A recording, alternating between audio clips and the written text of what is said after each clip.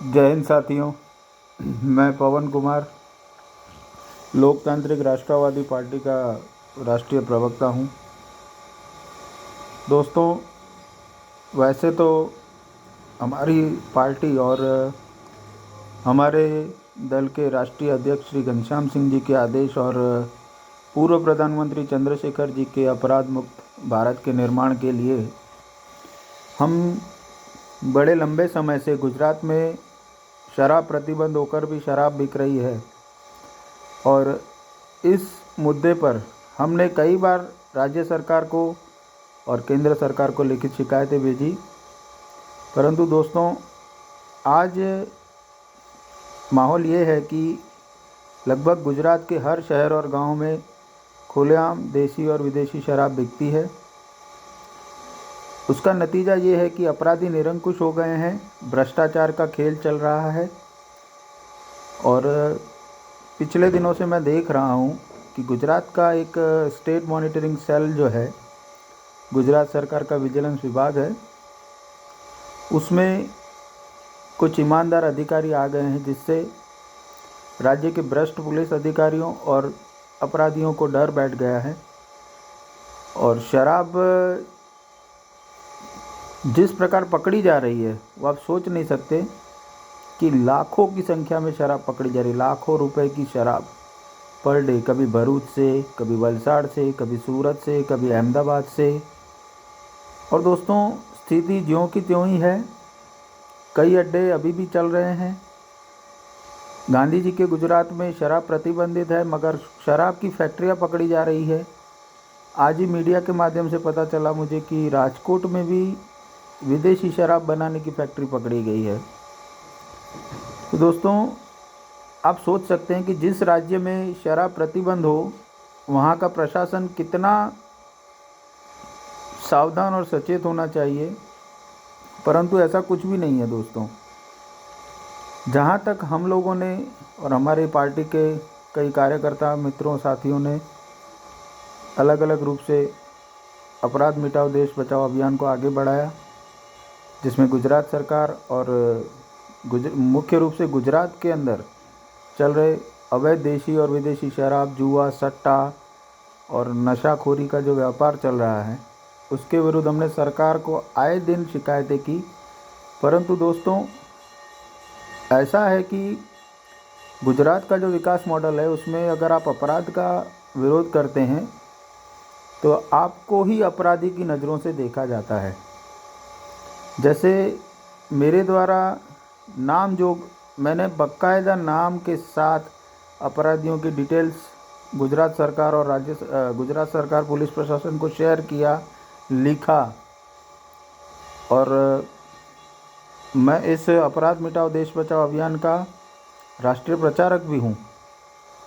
तो मेरी जो नैतिक जिम्मेदारी है, जो समाज को अपराध मुक्त रखने की जो जिम्मेदारी मेरी है, उस जिम्मेदारी से मैं मुंह नहीं फेर सकता था। इसीलिए मैंने लगातार सूचनाएं दी राज्य सरकार को, पुलिस विभाग को। परंतु दोस्तों, ऐसा कुछ भी नहीं हो रहा। मतलब एकदम शराब प्रतिबंध, राज्य में शराब बिकना बंद नहीं हो रहा दोस्तों। और ये बहुत ही चिंता का विषय है। ये चिंता का विषय इसलिए है कि गांधी जी ने कहा था कि शराब हमें नहीं पीती है, शराब को हम नहीं पीते हैं, शराब हमें पीती है। और उसके जो दुष्परिणाम आते हैं, जो शराब पीता है उस व्यक्ति के घर में आए दिन झगड़े होना, उसके जीवन में एक तरह से बर्बादी जैसा दृश्य होना। शराब की लत लगने वाले व्यक्तियों को अपने बच्चों को पढ़ाने के लिए पैसे नहीं रहते, मजदूरी करके आते हैं, शाम को शराब पी लेते हैं, खाने के लिए पैसे नहीं रहते।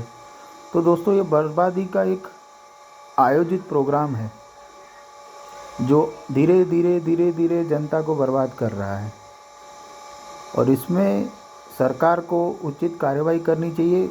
उचित कार्रवाई करनी नहीं चाहिए, खुला ऑर्डर देना चाहिए कि भाई शराब बिकनी नहीं चाहिए। यहाँ पर उल्टा होता है कि कार्रवाई करेंगे, जांच करेंगे। आज तक कितनी जांच किया आपने? बोटाद के अंदर इतने लोग मारे गए शराब से, आपने कौन सी जांच की? उसके पहले कितने लोग मारे गए थे, आपने कब जांच की? आज भी गुजरात के अंदर देसी विदेशी शराब के अड्डे खुलेआम चल रहे हैं। जांच क्या होती है? जांच के नाटक होते हैं दोस्तों।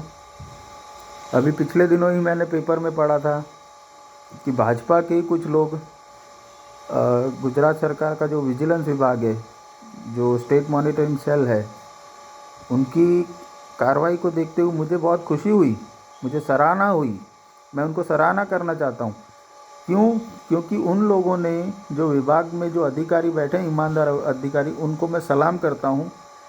उनके इस कार्रवाई के चलते अपराधियों में डर तो बैठा, कानून के प्रति डर तो बैठा, भ्रष्ट अधिकारियों में डर बैठा और कई अधिकारियों को सस्पेंड भी किया गया है। स्टेट मॉनिटरिंग सेल के इन्वेस्टिगेशन और कार्रवाई के चलते कई लोकल पुलिस के अधिकारियों को सस्पेंड किया गया है, वो भी 2016 में।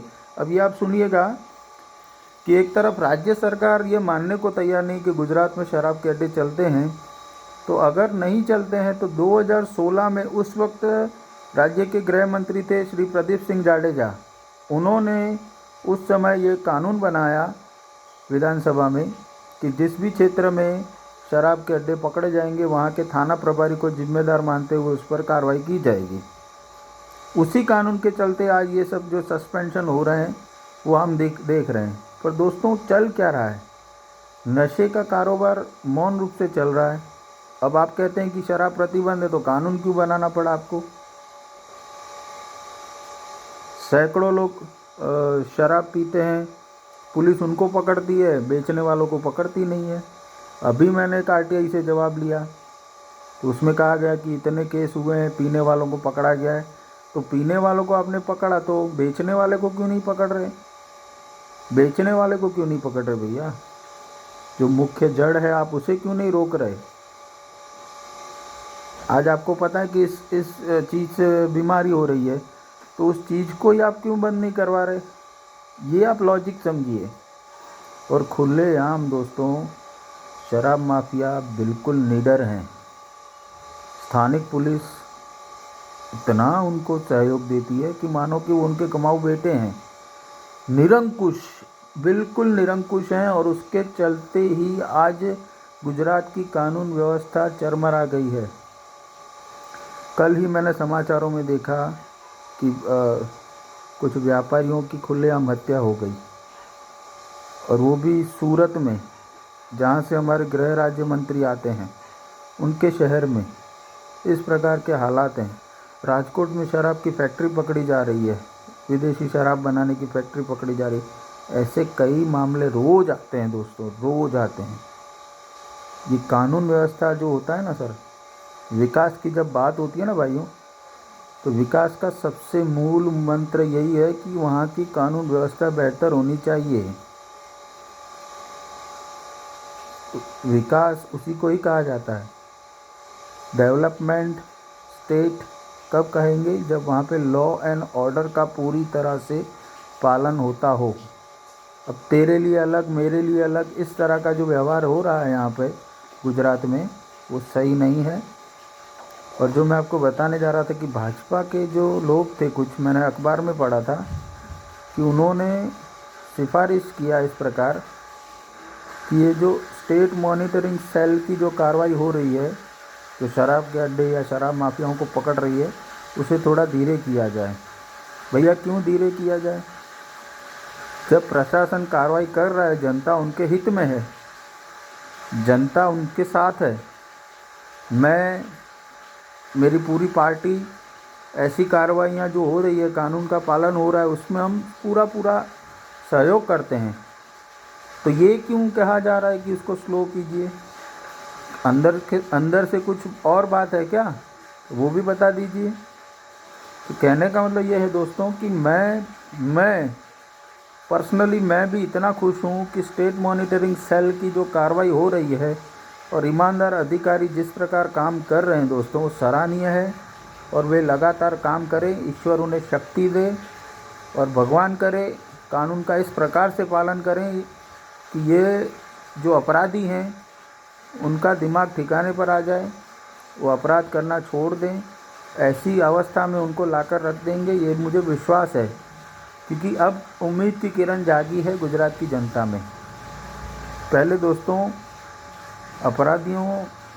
अपराधी निरंकुश थे, वैसे आज भी हैं, परंतु जो भय और खौफ होना चाहिए कानून का, आम इंसान को पूरा खौफ होता है। आज हम और आप अगर हेलमेट नहीं लगाते तो कितना डरते हैं कि यार कहीं आगे 4 रास्ता पे पुलिस पकड़ लेगी, चालान काटेगी, डर लगता है ना। वो डर नहीं है, वो कानून के प्रति हमारा सम्मान है कि कहीं हम गलत कर रहे हैं, हेलमेट के बिना गाड़ी चला रहे हैं तो हमें पकड़ लिया जाएगा। तो दोस्तों उनको कानून का डर क्यों नहीं है? शराब प्रतिबंधित राज्य में खुलेआम शराब बिक रही है, उन्हें डर क्यों नहीं है?